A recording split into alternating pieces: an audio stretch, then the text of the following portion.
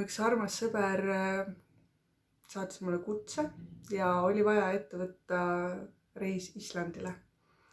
Ja otsustasin minna enne sündmust mõned päevad varem kohale ja võtta oma kandled Juugu ehk siis oma isa ja tütre ühes ja uudistada ka, mida see maa meile pakub ja mida need 3 põlvkonda siis õppisid ja kuidas see fermenteeritud hai ikka maitseb. Let's go!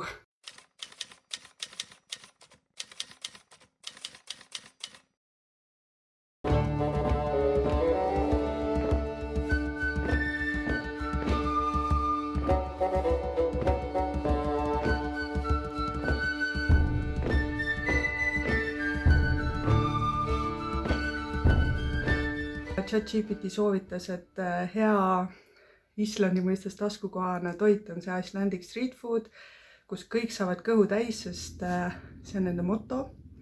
Ja sinna me läksime ja tõesti suppi sai juurde võtta tasuta. Lisaks olid magustoiduks vahvlid, mis olid samuti selles hinnas ja sai maitsta nii Islandi lambaliha kui muud head. Et see oli väga hea algus ja õnneks saime seal istudes teata, et saame varem öömajja sisse tšekkida, et muidu pidime kella 4 saama, aga siis saime juba kell 12. Ei pidanudki vaalatuurile oma kompse kaasa vedama, nii et see oli ülitore.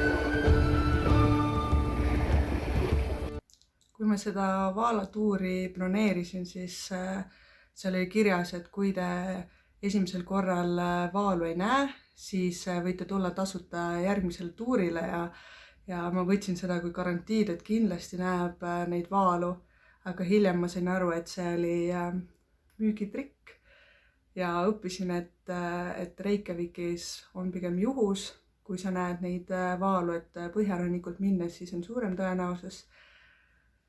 Ja seega me ei läinud teist korda vaatama, esimesel korral me vaalu näinud, nägime ühte delfiini, aga see laevasõit oli ka päris tore elamus, nii et ei kahetse.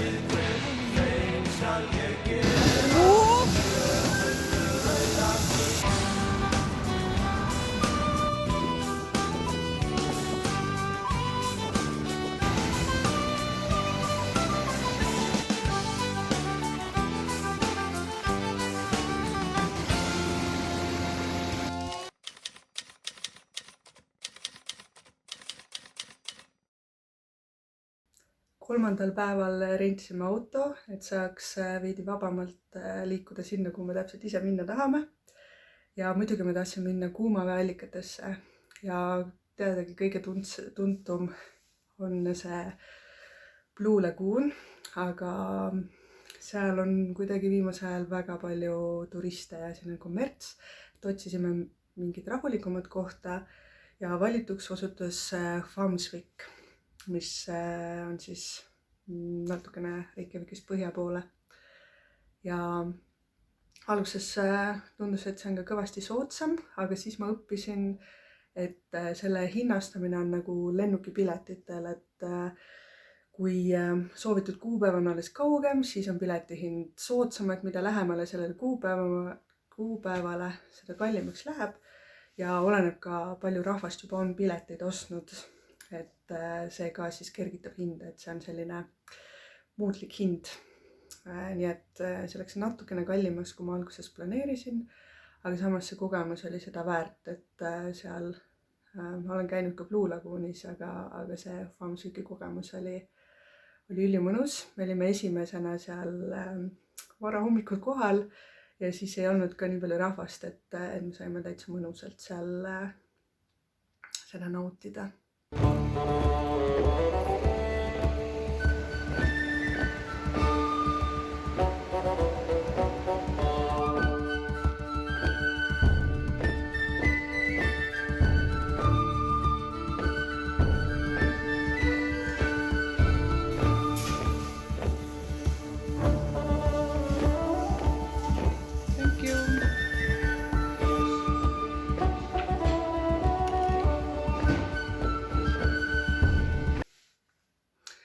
Peab ütlema, et see supp oli tõesti väga hõrk ja maitsev, nagu mõnes soliidses restoranis, ülihea.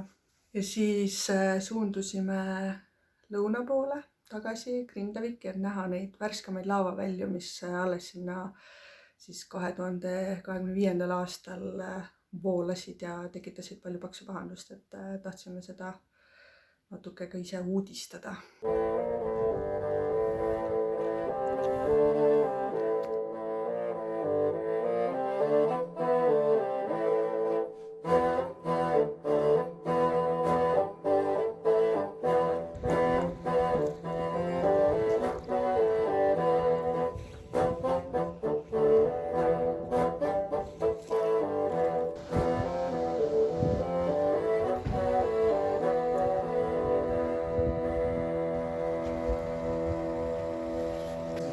Fermenteeritud hailiha sellise asjaga 40 volli. Seda ma küll ei julge võtta. Nüüd see fermenteeritud hai.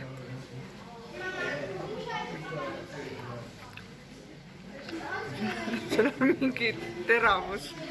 Ma ei oska seda kirjeldada. Isa ütles, et Reim on parem. See fermenteeritud hai, noh. Ma nägin seda menüüs, mõtlesin, et davai prooviks. Ja siis, kui ma seda proovisin, siis ma mõtlesin, et äkki see oli viga. Aga me isaga sõime selle kõik ilusasti kahe peal ära. Ma ütlen, mina 1/3, isa 2/3, tema on palju vapram viiking kui mina. Aga mis lugu selle haiga siis on, kes ei tea, siis polaarhai on niisama mürgine. Ja vanal ajal siis islandlased avastasid, et kui see panna mõneks ajaks maa alla seal fermenteerima, et siis kannatab süüa küll. Ja selle haiga on veel see lugu, et tal ei ole neere ja muid selliseid süsteeme, mis jääkaineid väljutaksid ja ta teeb selle naha kaudu. Ja seetõttu on tema nahk nagu sellisest ammoniaagist läbi imbunud. Ja see ongi see maitse, mis nagu või no ma ei saa seda maitseks nimetada, aga see on see, mis esmalt nagu lööb sulle hingamisteedesse ja maitsemeeltesse ja siis õrnalt on tunda ka sellist head kalamaitset. Jah, see nõuab vaprust, et seda süüa ja